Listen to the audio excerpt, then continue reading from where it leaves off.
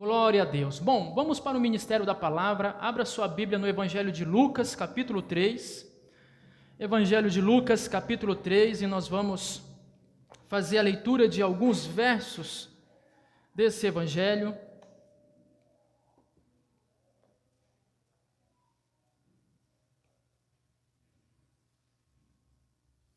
Lucas, capítulo 3, nós vamos ler dos versos 7 ao verso 14.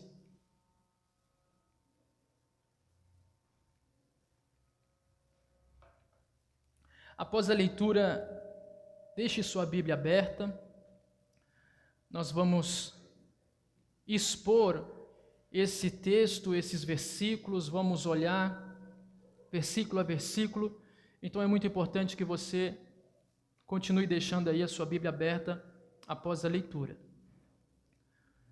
Lucas, capítulo 3, a partir do versículo 7 até o 14, assim diz a palavra do Senhor. Dizia João à multidão que saía para ser batizada por ele: raça de víboras, quem vos ensinou a fugir da ira que está para vir? Produzi frutos dignos de arrependimento, e não comeceis a dizer entre vós mesmos: temos Abraão por pai. Pois eu vos digo que até destas pedras Deus pode suscitar filhos a Abraão. O machado já está posto à raiz das árvores, e toda árvore que não dá bom fruto é cortada e lançada ao fogo. Então a multidão interrogava: que faremos, pois? Respondeu-lhes João: quem tiver 2 túnicas, reparta com quem não tem, e quem tiver alimento, faça a mesma coisa. Chegaram também uns cobradores de impostos ou publicanos para serem batizados e lhe perguntaram: mestre, que devemos fazer? Respondeu-lhes João: não peçais mais do que vos está ordenado, ou não cobreis mais do que está estipulado. Versículo 14. Então uns soldados o interrogavam: e nós, o que faremos? João disse: a ninguém trateis mal, não deis denúncia falsa, e contentai-vos com o vosso soldo, que quer dizer salário. Amém? Feche seus olhos, não a sua Bíblia. Pai, em nome de Jesus, nós te damos graças pela tua palavra. Ela está sendo proclamada e anunciada aqui, Senhor, e eu te peço em nome de Jesus que ela encontre espaço em cada coração que está aqui presente. Na autoridade do nome de Jesus, eu repreendo todo espírito de distração, todo espírito de incredulidade, todo espírito de indiferença em relação à sua palavra. Que o Senhor, Pai amado, faça aquilo que o Senhor predeterminou essa noite. E que eu peço em nome de Jesus, Pai, que o Senhor me use com graça e misericórdia nesse momento. Que eu seja um canal de bênção do Senhor nesta hora, em nome de Jesus. Amém e amém. Glórias a Deus. Bom, irmãos, então, esse texto, ele é um pouco conhecido por muitos. Fala aqui de um homem pregador do Evangelho. Bom, Israel estava passando por um momento muito silencioso da parte de Deus. E que momento ou quanto tempo foi esse momento? Foi 400 anos que Deus fez silêncio com o povo e não falava mais por profetas. A última vez que Deus falou através de um profeta foi pelo profeta Malaquias, que é o último livro do Antigo Testamento.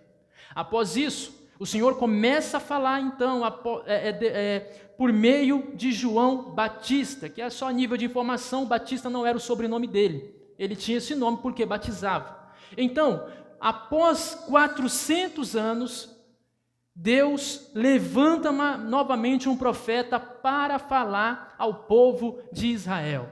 Deus fala novamente através de João. E João não só foi a voz de Deus, como sabemos, ele preparou o caminho para o Filho de Deus, o nosso Senhor Jesus Cristo.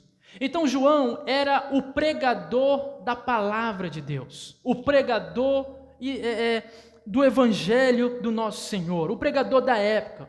Ele pregava batismo por meio de arrependimento. Ele pregava contra o pecado, não importa quem estivera cometendo o pecado, ele pregava contra o pecado. Ou seja, ele pregou contra o pecado que Herodes cometeu. Herodes adulterou, onde ele roubou praticamente a mulher do seu irmão, se eu não me engano, chamado Filipe. E então Herodes, que também escutava às vezes João chega para Herodes e diz: o que você fez não é certo, o que você fez é ilícito, você é um adúltero por pegar ou por tomar a mulher do seu irmão.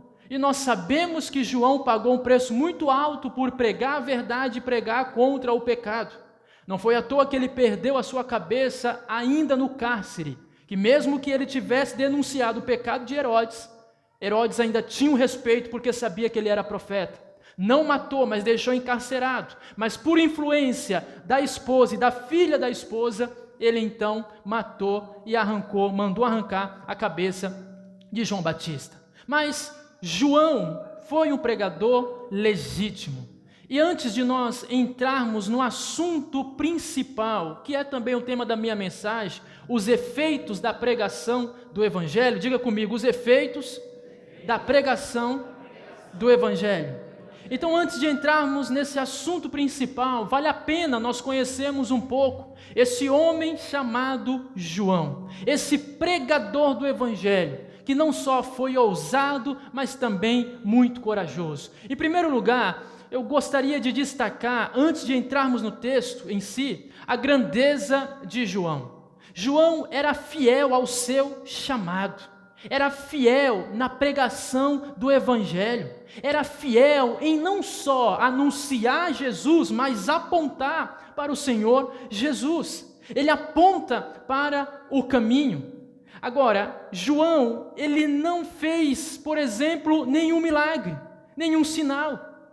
No próprio Evangelho de João, no capítulo 10, no versículo 41, vai dizer: e iam muitos ter com ele e diziam: realmente João não fez nenhum sinal, porém tudo quanto ele disse a respeito deste que era Jesus é verdade, e muitos ali creram nele. Então João não fez nenhum milagre, ele não fez nenhum sinal, ele não fez nenhuma maravilha, ele nunca curou ninguém, mas João era fiel em anunciar o Evangelho de Deus, anunciar o nosso Senhor Jesus Cristo como sendo o Salvador da humanidade. Ele foi fiel em apontar o caminho.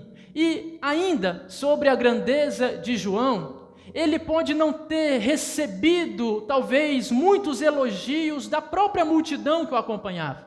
Não recebia, talvez, elogios de outras pessoas, mas ele recebeu elogio de quem mais importa, não só para ele, mas para cada um de nós. Ele recebeu elogio do nosso Senhor Jesus Cristo. Pois no Evangelho de Mateus, no capítulo 11, a partir do versículo 7, Jesus vai dizer: então partindo eles, passou Jesus a dizer ao povo a respeito de João: que saístes a ver no deserto, um caniço agitado pelo vento?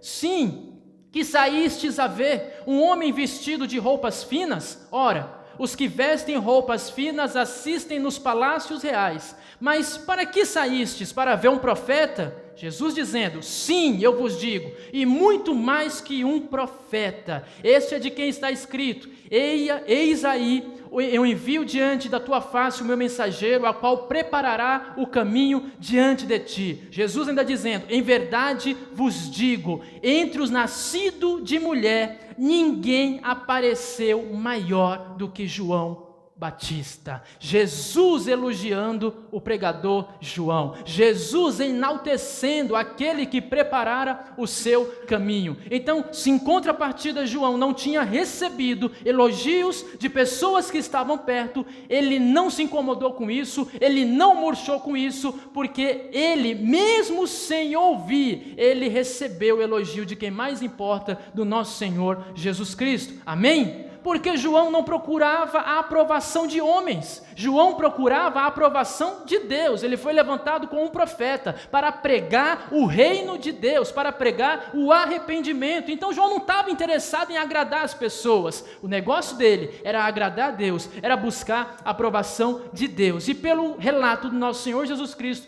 nós vemos que ele alcançou sim esse objetivo. Então, a grandeza de João. Segundo lugar, João sabia quem ele era e quem ele não era.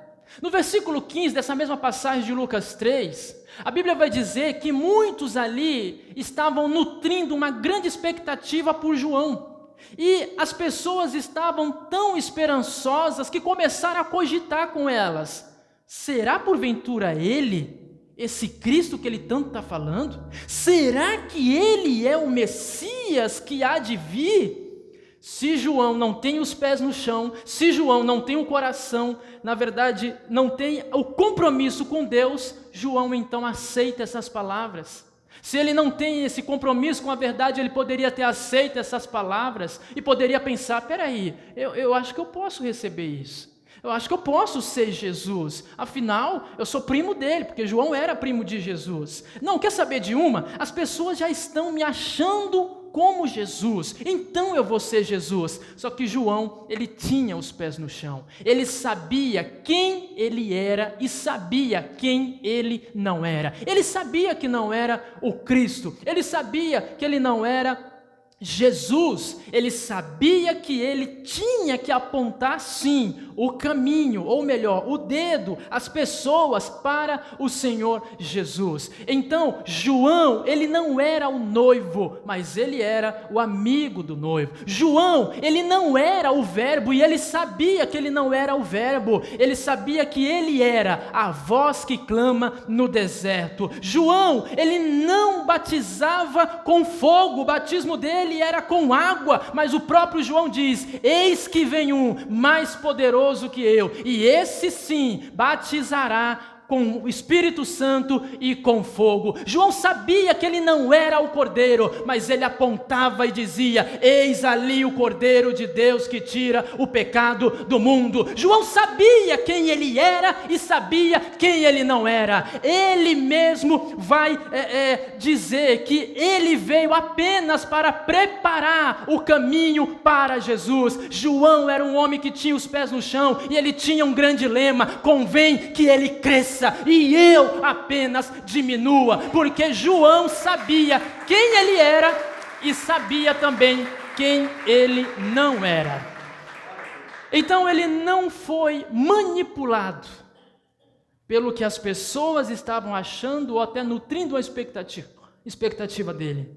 Ele sabia: eu não sou o Cristo, eu apenas sou amigo do Cristo, eu aponto o caminho para o Cristo. Não sou eu que salvo, quem salva é Ele. O meu batismo é com água, mas o dele é com o Espírito Santo e com fogo. Então, João, além de ter a sua grandeza, ele sabia quem ele era e quem ele não era. Ainda sobre João, em terceiro lugar, João atraía as pessoas não pelas suas vestes, não pelo local, mas ele atraía as pessoas por quê? Ele tinha uma multidão que estava o ouvindo, que estava acompanhando para ouvir. Então, se João não tinha nenhum atrativo, o que fazia então João atrair as pessoas? A pregação do Evangelho. Porque a igreja de João não tinha estrutura, não tinha parede, era no meio do deserto. E deserto, irmãos, ou é 8 ou é 80. À noite é um frio congelante e de dia é um sol escaldante.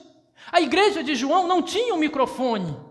Não tinha nem com fio, nem esse sem fio, e muito menos esse aqui, lapela. A igreja de João não tinha cadeira assim, bonita, com capinha para as pessoas sentarem e acompanharem o culto. A igreja de João não tinha ar-condicionado, não tinha caixas de som, não tinha nenhum data show. A igreja de João era no gogó, ele gritando, ele falando. E o que ele falava? Arrependam-se, porque é chegado o reino de Deus. João pregava o evangelho genuíno, puro, verdadeiro, e era isso que fazia as pessoas irem atrás de João. Então, como eu falei, não tinha estrutura, mas ele tinha a revelação. João tinha a revelação. E qual era a revelação? Quem quisesse ser aceito por Deus, quem quisesse se tornar filho de Deus, quem quisesse nascer de novo, era necessário se arrepender para a remissão dos pecados e então se batizar. A mensagem de João não tinha introdução, não tinha quebra-gelo, era direta. Aqui está a mensagem. Você quer? Amém. Não quer? Então você vai para o inferno. Em outras palavras, era assim que João pregava. Ele não atraía por esse discurso, mas atraía pela firmeza ao Evangelho. Em Mateus 3,5 vai dizer que toda Jerusalém, toda a Judéia e toda a circunvizinhança do Jordão acompanhava João, ou seja, uma multidão. E qual que era o discurso de João? Qual que era o discurso de João? Nós lemos aqui no versículo 7, olha o que ele diz. Dizia João à multidão: saia para ser batizado. É isso? Isso, nós lemos aqui, né?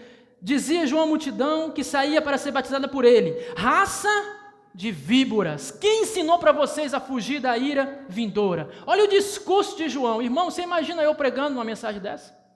Chamando vocês de serpente, cobras venenosas? Talvez se eu pregasse isso, a igreja só teria minha esposa e meu filho, nem minha esposa e meu filho que está lá dentro cuidando dele, talvez só teria eu aqui pregando se eu usasse o mesmo discurso de João. Mas João, como eu disse, não buscava a aprovação das pessoas. Ele queria a aprovação de Deus. Ele era direto. E no versículo 7 nós vimos que ele chamou alguns do seu público, alguns da sua multidão, de raça de víbora. João olha para a fila, que ali era a fila de quem iria ser batizado. E ele vê então aquelas pessoas, e ali ele localiza algumas que ele conhecia a vida. E então ele diz: raça de víboras, quem diz para vocês que vocês vão escapar da ira vindoura? Agora, por que João falou isso? Não falou para todos, mas falou para alguns, que ele conhecia a história, que ele conhecia a vida, e que ele não via frutos. Que frutos? Como ele mesmo disse, frutos dignos de arrependimento. Querido, o arrependimento precede o batismo. Ninguém se batiza e depois se arrepende. Primeiro se arrepende e depois batiza. A conversão, a mudança de rota é antes. Por quê? Porque o batismo é um sinal público de uma mudança que aconteceu no seu coração. Quando eu me batizo, eu estou mostrando para as pessoas, eu de fato mudei de vida. Eu não estou aqui para mudar de vida, eu estou aqui porque já mudei de vida. Então, quando João viu alguns religiosos, alguns fariseus na fila do batismo, ele via que esses religiosos, que esses fariseus, eles não tinham frutos dignos de arrependimento. Pelo contrário, eles se achavam corretos, eles não aceitavam outro discurso, eles achavam que não precisava mudar de vida. E olha que ironia, irmãos. Quantos anos eu falei que Deus ficou em silêncio do antigo profeta até João? 400. Só que antes de João já tinha sacerdotes, sumo sacerdotes. E que representa um sacerdote ou um sumo sacerdote? Uma voz de Deus, um sacerdote de Deus. Só que os sacerdotes e os sumos sacerdotes eram religiosos, ou seja, eles não tinham revelação, não fez nem questão de querer a revelação. E eles se diziam ser homens de Deus, mas Deus não falou através deles. Deus falou através de um homem, lá no deserto, comedor de mel com abelha, que tinha roupas ali de pele de animal, todo malamanhado, mas que pregava a verdade do Evangelho de Deus. Então, quando João olha para esses fariseus, para alguns que ele já via ali a vida, que não tinha o fruto do arrependimento, então ele lança essa palavra dura, raça de víboras. Agora, por que João falou dessa forma? Porque aqueles fariseus, os religiosos, algumas pessoas que estavam na fila do batismo de João, eles estavam com a revelação antiga, só com a revelação, só com parte da revelação, ou seja, a revelação do Antigo Testamento. Porque João vai dizer, não pense vocês, ou não venham com esse discurso, que vocês têm o Abraão como pai de vocês, porque isso não vai colar. Deus faz até dessas pedras, se Ele quiser, filhos de Abraão. Então aqueles religiosos tinham a revelação antiga. O que eles pensavam? O que eles acreditavam?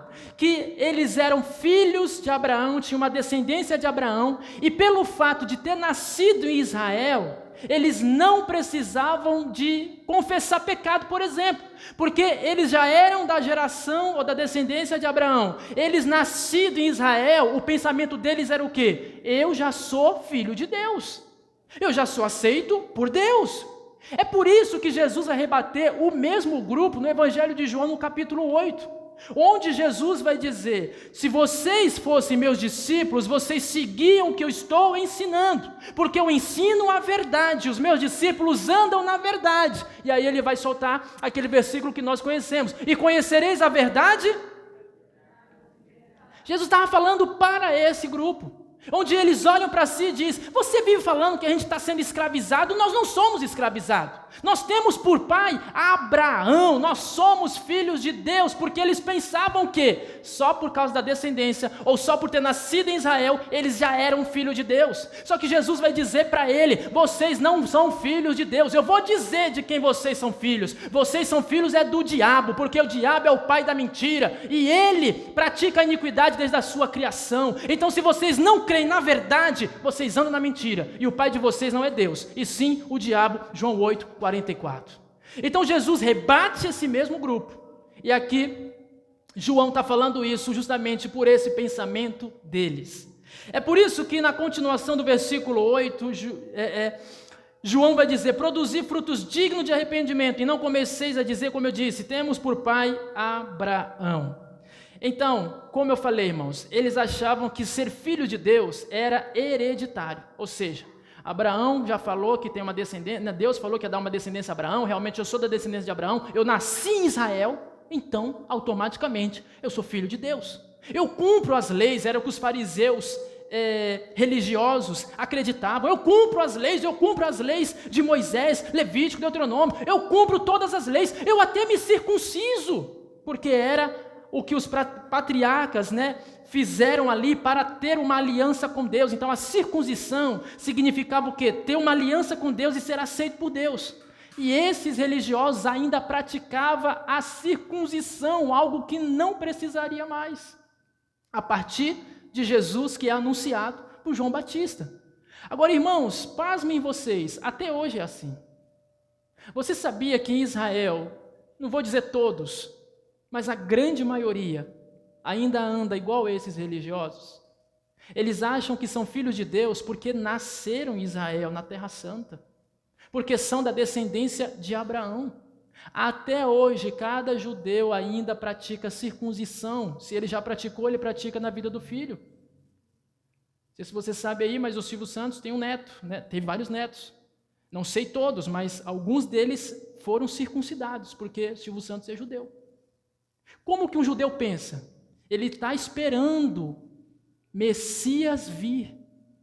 E como que nós pensamos pela revelação? Nós já estamos esperando o Messias voltar, porque ele já veio há mais de 2000 anos atrás, ele pisou nessa terra, ele andou conosco, ele tabernaculou conosco, o verbo se fez carne, morreu numa cruz, ressuscitou ao terceiro dia, provou que o sacrifício foi aceito por Deus, e disse: todo aquele agora que crê em mim, no meu sacrifício, é aceito por Deus e se torna um filho de Deus. Então, em outras palavras, nós estamos um passo a mais do que os judeus. Como pode? Judeus!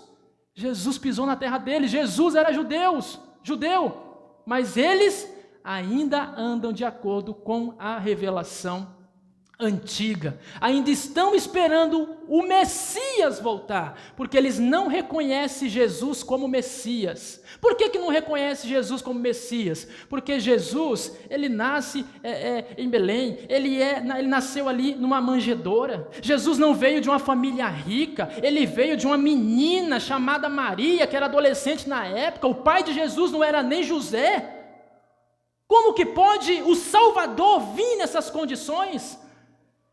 Ou seja, quando Deus envia Jesus, ele já tinha tudo traçado. É confundir realmente a mente humana, porque os judeus achavam que Jesus viria em carruagens, que iria ser glorificado ainda bebê, mas não foi por todos. Pelo contrário, quiseram foi matar o menino Jesus, mataram um monte de menino para chegar em Jesus e não conseguiu. Mas nós temos a revelação. Jesus, Ele é o Filho de Deus, Ele já pisou nessa terra, Ele foi para o Pai, e Ele disse que muito em breve Ele voltará para buscar a sua igreja, e isso quer dizer a minha vida, a sua vida, e de todos aqueles que confessaram Jesus. Então, nós não estamos esperando mais Jesus vir, nós estamos esperando Jesus voltar, e quando Ele voltar, a Bíblia diz, será num piscar de olhos, vai chamar apenas o seu nome. Quando você falar o quê? Você já está lá recebendo as boas-vindas, e entra bendito do Pai, para a casa, a morada que está preparada para você.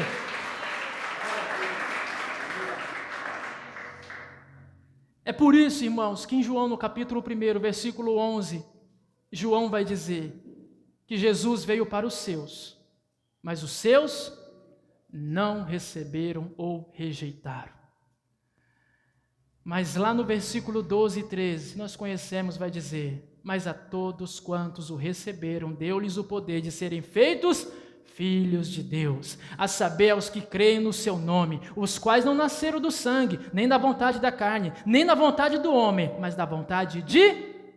A vontade de Deus, irmãos, foi estabelecida, e é Ele que te faz um filho dele, amém? Então, ainda em cima disso, os religiosos, fariseus, doutores da lei, que estavam na fila do batismo de João, eles achavam que eram filhos de Deus, apenas por ser descendentes de Abraão, apenas por nascer ou terem nascido em Israel. Há um ditado que diz, irmãos, que filho de peixe, isso pode até valer para o peixe, pode valer para os animais, pode valer para os seres humanos. Filho de humano, humano é. Mas filho de crente, crentinho não é muitas vezes. Porque o filho de crente pode achar que só porque o pai ou a mãe dele é crente, ele automaticamente se torna crente. Mas esse é um pensamento antigo, está lá na velha aliança. Não existe mais isso não. Não é hereditário. Imagina o Adriel crescer e falar, não, aceitar Jesus para quê? Você é doido, meu pai é pastor da igreja, está maluco? Filho de crente, irmãos, para ser crente, tem que se arrepender, tem que se batizar, tem que confessar Jesus como seu único e suficiente Salvador. Do contrário, essa lei de filho de crente, crentinho não cola. E muitas vezes nós até achamos isso. Às vezes alguns pais até acham isso. Não ensinam seus filhos nos caminhos de Deus, não oram com seus filhos porque eles acham, não, meu filho está comigo, está indo para a igreja. Não, mas não é assim. Não é hereditário.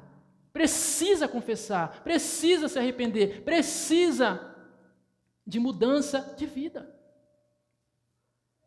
Irmãos, ninguém pode dizer, João vai dizer assim, que as pessoas são feitas filhos de Deus não é pela vontade da carne. Então ninguém pode dizer, a partir de hoje eu me constituo filho de Deus. Você confessou? Não, eu já me constituí, eu sou filho de Deus. Não é da vontade da carne, não. Ninguém pode dizer isso. Eu não posso chegar para você, Marcelo, e dizer, você já é, mais um exemplo. Eu determino, em nome de Jesus, seja filho de Deus. Ele pode falar, eu recebo, aleluia, pode orar em línguas, mas isso não acontece. Ele não se torna um filho de Deus por uma declaração minha. Não é da vontade da carne, não. Não é da vontade do homem. Ou seja, só porque eu sou crente e eu tive um filho, não é da vontade da carne. Não é da vontade do homem. É necessário o arrependimento. Porque ninguém toma para si essa competência, irmãos. Nem João, nem os apóstolos, nem os patriarcas, nem os avivalistas. Ninguém pode tornar outra pessoa filha de Deus. Somente um pode fazer isso, segundo a palavra. O próprio Deus. Não é da vontade da carne, não é da vontade do homem, mas é da vontade de... Então ninguém se torna filho de Deus por descendência. Ninguém se torna filho de Deus porque nasceu em Israel. Ninguém se torna filho de Deus porque os seus pais foram crentes, ou são. Ninguém se torna filho de Deus por uma palavra profética, porque ninguém tem esse poder de tornar outra pessoa um filho de Deus. Somente o próprio Deus. Como nós lemos, não é da vontade da carne, não é da vontade do homem, mas da vontade de Deus. Mas tem uma condição. E qual é a condição para me tornar filho de Deus? A todos. Quantos receberam Jesus? Deu-lhes Deus o poder para se tornar filho de Deus. Somente Deus é que tem o poder para transformar o homem, a mulher, a criança, o velhinho, quem quer que seja, em um filho de Deus. E eu quero saber se você é filho de Deus. Dê um forte aplauso ao Senhor Jesus. Diga aleluia. Eu estou te falando tudo isso por quê? Para te mostrar o porquê que João falou raça de víboras. Vocês acham que vocês não vão escapar da ira vindoura? Vocês acham que se vocês não se arrependerem, vocês vão escapar? Aí no versículo 9 ele conclui essa parte dizendo para eles: vocês precisam produzir frutos dignos de arrependimento. Olha o que João vai dizer: porque o machado já está posto, e toda árvore que não produzir bom fruto é cortada e lançada. Que fogo é esse que João está falando, irmãos? Que fogo é esse? Tem crente que tem medo de falar, não precisa ter medo não, você não vai para lá não, em nome de Jesus. Que fogo é esse? Segundo a pregação de João, quem é que vai para o inferno? Primeiro, quem não se arrepender. Segundo, quem não provar que está arrependido, que são os bons frutos. Jesus diz que não pode sair um fruto mau de uma árvore boa. É por isso que muitas vezes você encontra uma pessoa que se diz crente, mas os seus frutos é totalmente contraditório com o seu discurso. Eita, pastor, então o que está acontecendo? Não sei, mas talvez ele precisa se arrepender de algumas coisas. Porque Jesus é categórico. A árvore boa, ela dá bons frutos, porque ela tem um depósito, e o seu depósito é o seu coração. É por isso que ele vai dizer que a boca fala do que o coração está cheio. Mas não é só a boca, não. Eu faço aquilo que o meu coração está cheio. Então, se o seu coração estiver cheio de Jesus, tudo que você fizer vai apontar para o Senhor Jesus. Por favor, diga amém. Então João está falando, se vocês não se arrependerem, não se enganem. O caminho de vocês será igual ao caminho de uma árvore, de um galho, que não tem mais o que fazer e ela vai ser lançado ao fogo. Então, esse é o nível, irmãos, da pregação de João. Só que Isaías 55, a Bíblia vai dizer que a palavra de Deus, quando ela é anunciada, quando ela é exposta, ela não pode voltar vazia. Ela pode não dar o fruto no tempo determinado pelo homem ou esperado pelo homem, mas ela vai dar fruto. Eu não sei se todos aqui, acredito que não, já confessaram o Senhor Jesus como seu Senhor e Salvador. Meu desejo é que você saia daqui hoje sem perder essa oportunidade, agarrando ela com toda a sua força.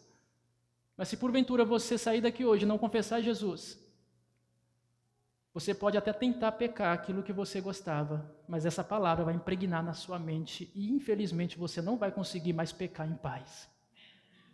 Porque a palavra de Deus não volta vazia. Então, a pregação de João, ela também produziu algo. E é aqui que eu quero falar. O que a pregação do Evangelho produz ou deve produzir? Em primeiro lugar, arrependimento, como eu já mencionei. Foi a base da pregação de João Batista. O Evangelho de Mateus relata também a pregação dele no versículo 1 e 2, dizendo: naqueles dias apareceu João Batista pregando no deserto da Judéia e dizia: arrependei-vos porque está próximo o reino dos céus, de Deus. Jesus, sendo muito mais poderoso que João, usou a mesma pregação.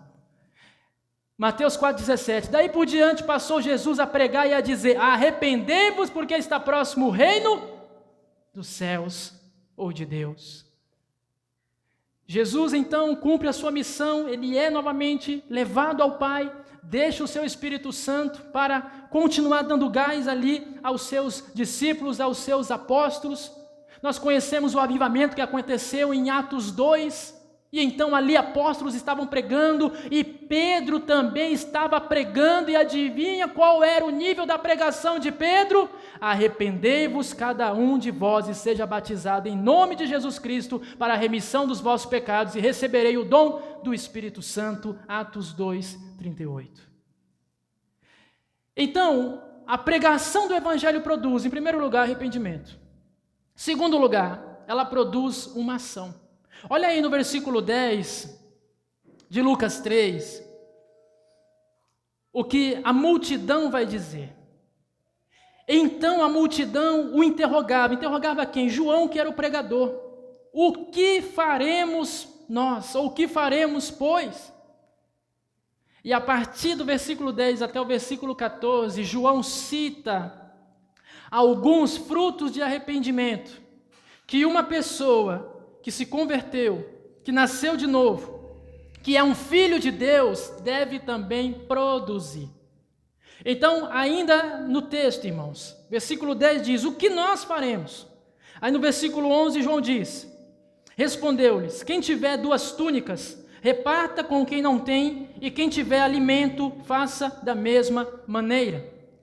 A túnica, na época, era algo muito valioso.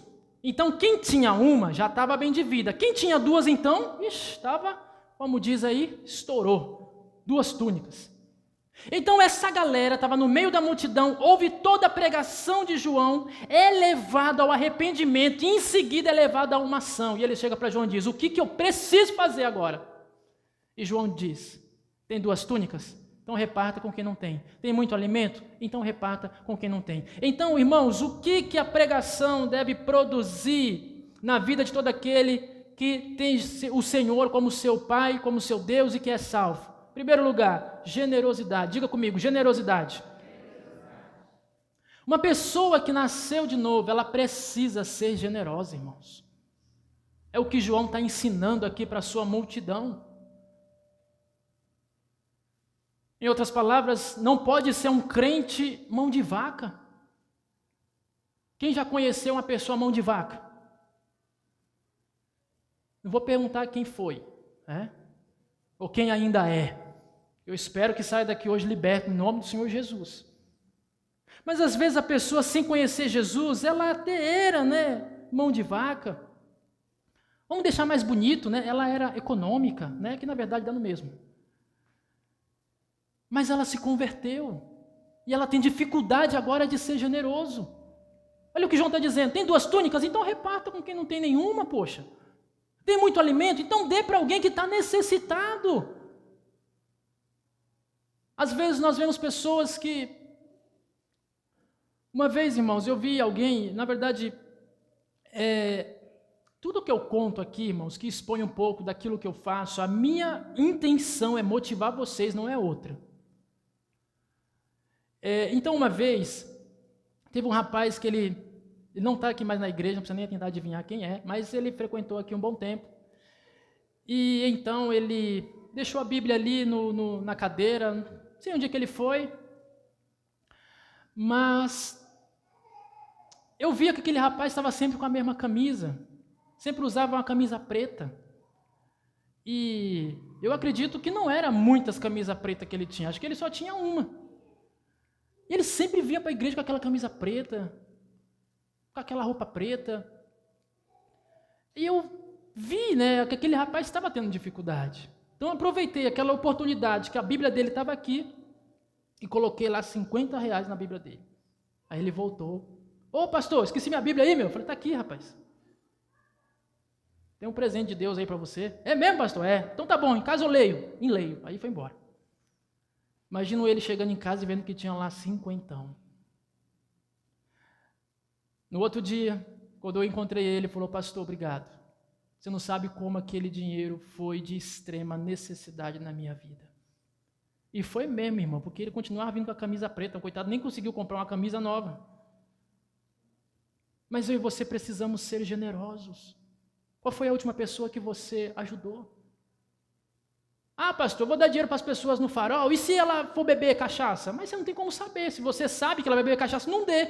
Mas se você não sabe, dê. Porque você não sabe, você não é onisciente. Mas e se beber? Se beber é problema dela. Deus não vai ver o que você... Deus vai ver a partir do momento que você abençoou. A partir do momento que você abençoa alguém, agora é responsabilidade dela. Deus vai ver o que você fez. Mateus 25 fala muito sobre isso. Então, irmãos, uma pessoa que se diz cristã, ela precisa ser generosa. O irmão citou aqui, domingo passado, um exemplo de Zaqueu. Lucas 19. Zaqueu, quando ele recebe Jesus na sua casa, uma das primeiras coisas que ele fala, ele demonstra ali que realmente se arrependeu e ele diz: Senhor, eu resolvo. Ninguém pediu para ele, ele disse: eu resolvo dar aos pobres metade dos meus bens. Aí você fala: pastor, se eu tivesse os bens de Zaqueu, eu até ajudava. É, querido, mas se você não ajuda no pouco, provavelmente no muito você também não vai ajudar.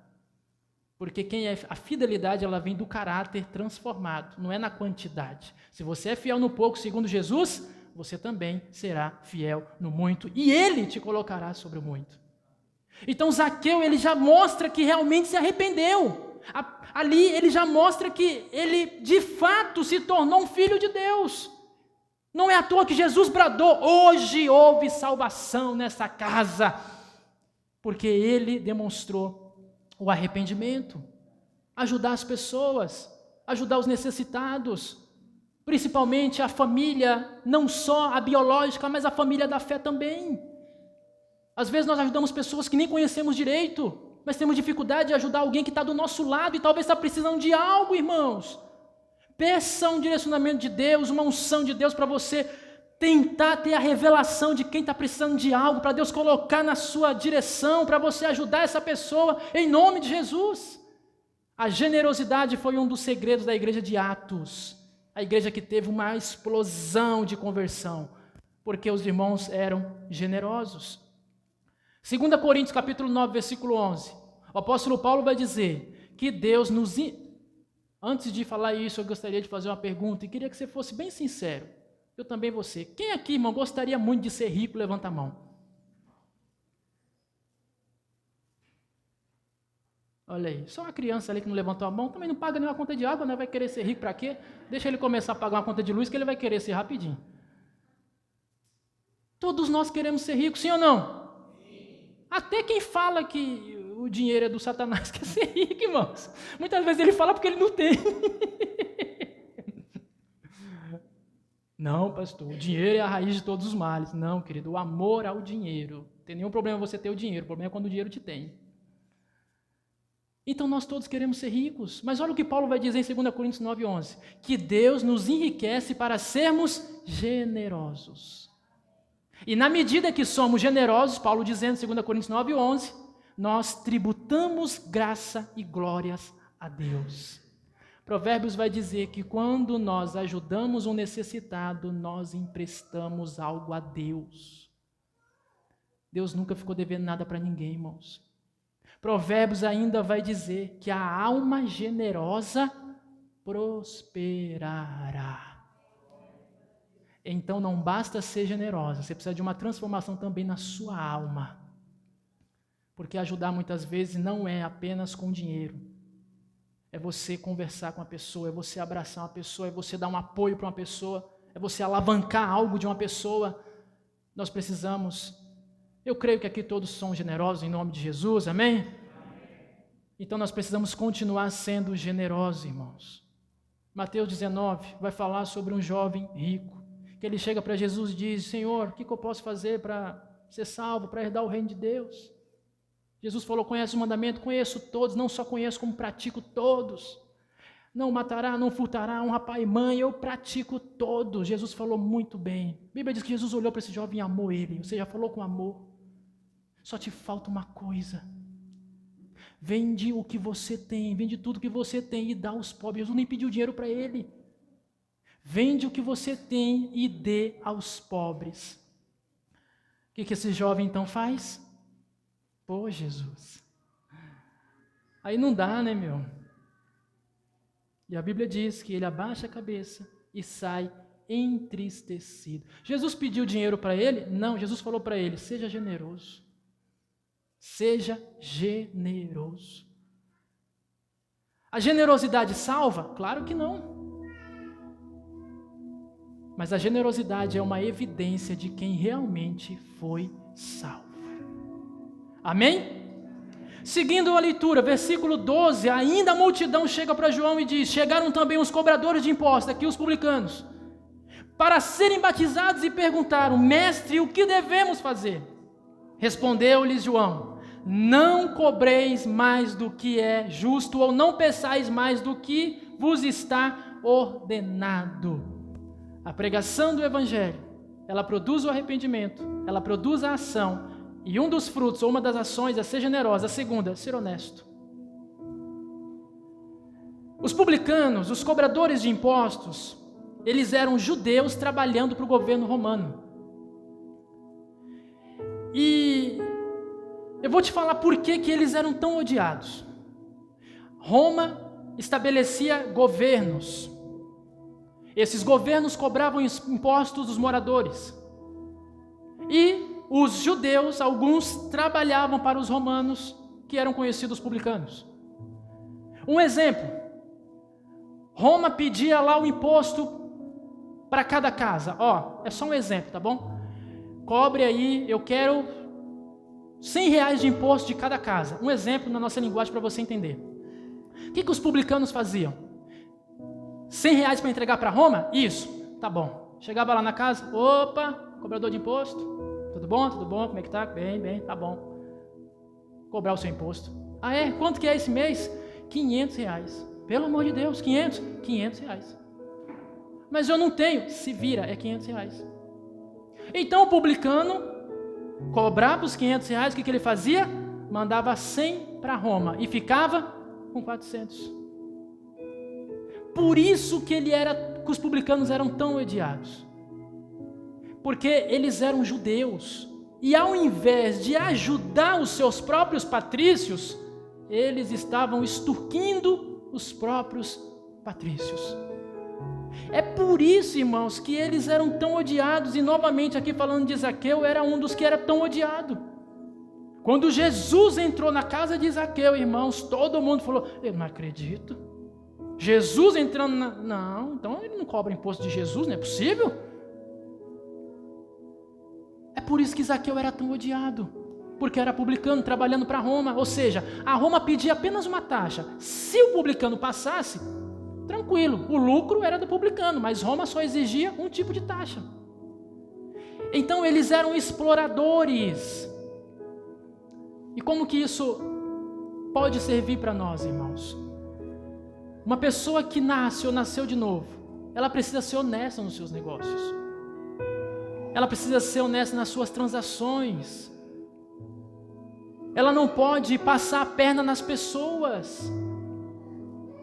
Ela não pode ser um caloteiro. Por quê? A honestidade salva? Não! Mas a honestidade é uma evidência de quem é salvo. Mesma coisa que eu pegar meu carro, Vectra, que está arranhado, batido.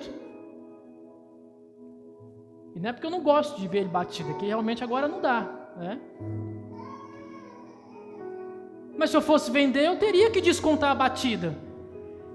Aí eu vendo aqui pro meu irmão, pro meu tio, compra meu Vectra aí. É mesmo, tô com dinheiro não, mas quanto você quer? 50 mil agora, para você que é meu tio. Você é doido, rapaz? 50 mil eu compro um carro melhor do que esse daí. Não, o meu, compra o meu. Então faz o seguinte, paga aí, vai, vou facilitar que eu sou seu amigo, viu? 50 vezes de R$1.000, é pegar ou largar. O que é isso? Meu carro vale no máximo 33 mil. Batido, vale menos. Por que eu estou falando isso? Porque se você nasceu de novo, você é um filho de Deus, você precisa ser honesto nos seus negócios. Seja uma venda de carro, uma venda de moto, uma venda de casa, qualquer tipo de transação, você precisa se lembrar que você é um filho de Deus. Amém? Fala para quem está do seu lado, você é honesto, irmão? Fala para quem está do lado, você é honesto na sua empresa? Fala para quem está atrás, você é honesto nos seus negócios?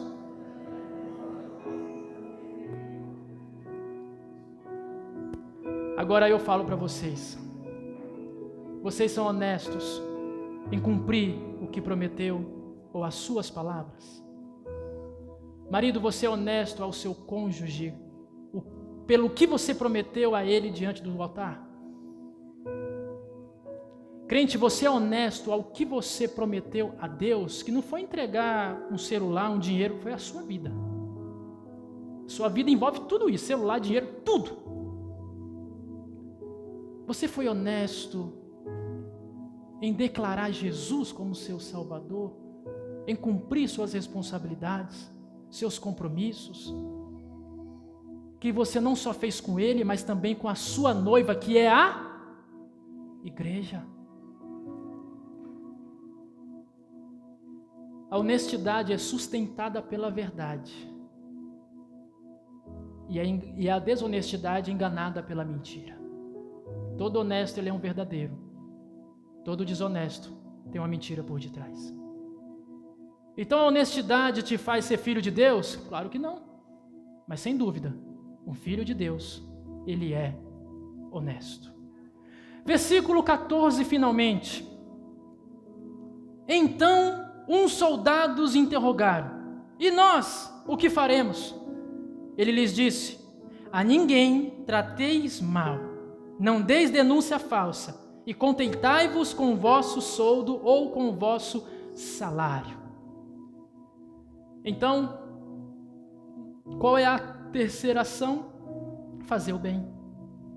Tiago vai dizer, no capítulo 4, versículo 17, aquele que sabe fazer o bem e não faz, nisso está pecando.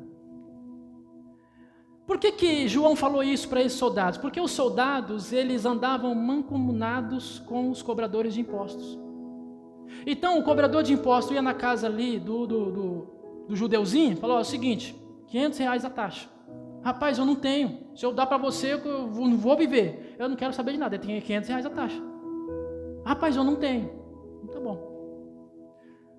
O cobrador de impostos saía, falava com o soldado: ó, não quer pagar. O soldado entrava e falava assim: é o seguinte, é R$500, ou é o dinheiro, ou vou te denunciar. Você vai ser preso. Você sabe, né? Então os soldados andavam em parceria com os cobradores de impostos também para extorquir o povo, para fazer denúncias falsas contra aquele que não tinha o dinheiro do imposto para pagar. Ele se aproveitava da sua farda, que não poderia ser preso, era um guarda.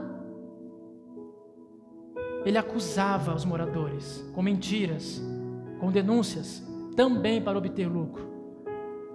E qual é o conselho para esses soldados que falou: ó, eu ouvi a sua pregação, eu me arrependo e agora eu quero fazer algo?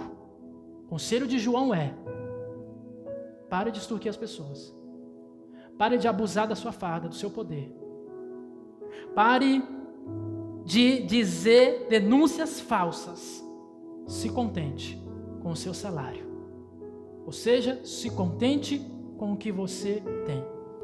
Como que esse texto então pode servir para nós? É para eu e você não fazer o mal e sim fazer o bem. E lembre-se que isso é uma batalha diária. O apóstolo Paulo vai dizer, muitas vezes, o bem que eu quero fazer, esse eu não faço, mas o mal está sempre diante de mim e eu faço. Só que Paulo tinha uma rota de fuga.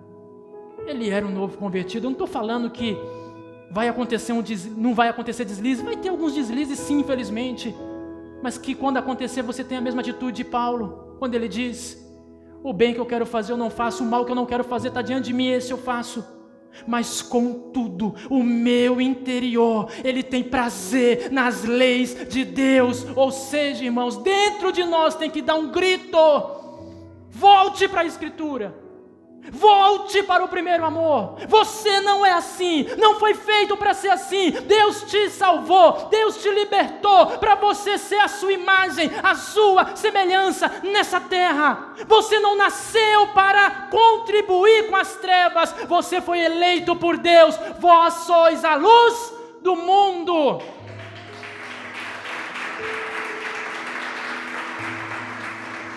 Então, não faça o mal, não pratique o mal, não participe do mal.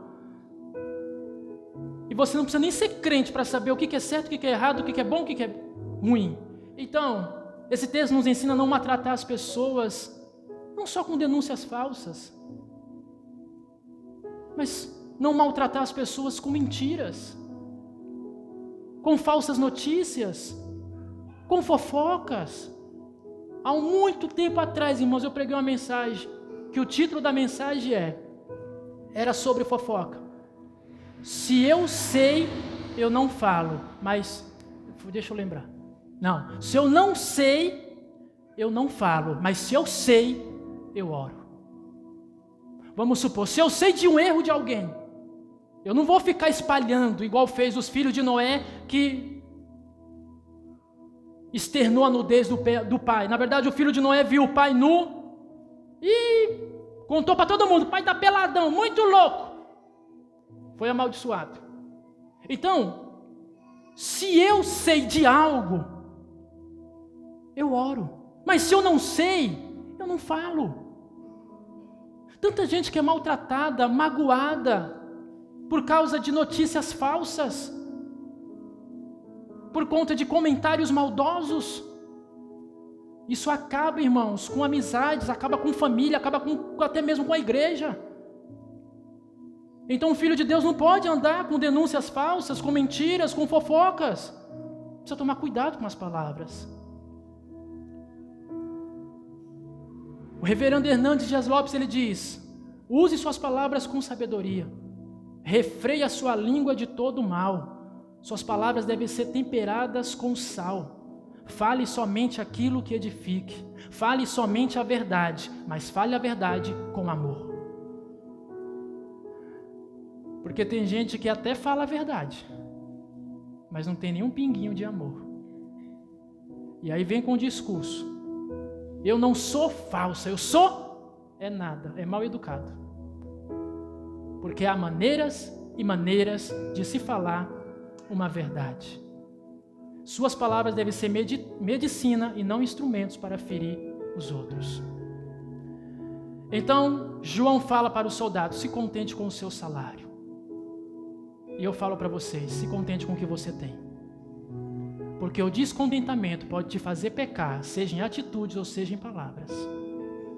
O descontentamento vai fazer de você um murmurador, e com palavras você está pecando. O descontentamento pode fazer você pecar com uma oportunidade que está diante de você, está precisando de dinheiro. Pecou por causa do descontentamento. Então, o segredo: se contente com tudo que você tem.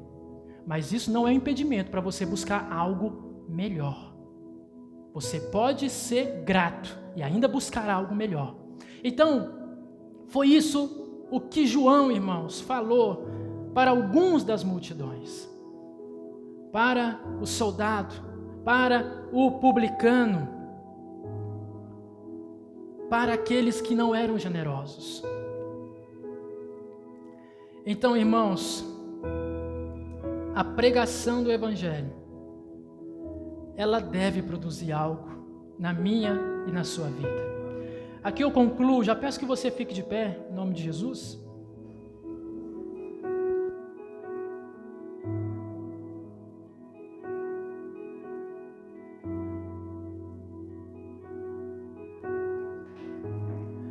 O que João, resumidamente, concluindo já para finalizar, nos mostrou com essas passagens, irmãos, é que o Evangelho, ele tem poder para mudar a vida das pessoas. O Evangelho tem poder para transformar o caráter de uma pessoa. Repare que ele fala aqui, para o soldado, não dê denúncias falsas. Para o publicano, não roube de ninguém. Para o outro grupo, seja generoso, ou seja, para de ser mão de vaca. São 3 elementos que estão no caráter.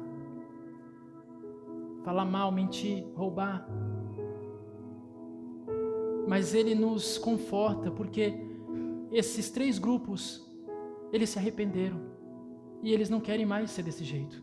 Eles querem ser uma nova criatura. Então, por isso que a pregação do Evangelho produz uma transformação. O Evangelho produz uma transformação em nosso caráter, em todos os aspectos da nossa vida, irmãos. A pregação do Evangelho produz mudança. Não por causa do pregador, mas por causa da palavra de Deus. Deixa eu te falar uma coisa, e isso serve para cada um que ministra a palavra, que é líder de célula. Deus não tem nenhum compromisso com a palavra do pregador. O que Deus tem compromisso é com a sua palavra. Se a palavra de Deus estiver na boca do pregador, aí sim, Deus vai ter compromisso com isso. E a promessa, ela não volta vazia. Então a pregação do Evangelho é importante, porque ela produz arrependimento, ela produz ações. Toda pessoa que se torna filho de Deus, ela quer mudar, ela quer melhorar. E aqui eu dei apenas alguns exemplos. Filho de Deus precisa ser generoso. Um filho de Deus precisa ser honesto, íntegro. E um filho de Deus precisa fazer o bem. Nada disso salva, mas tudo isso é evidências de uma pessoa que de fato foi salvo. Amém? Glória a Deus.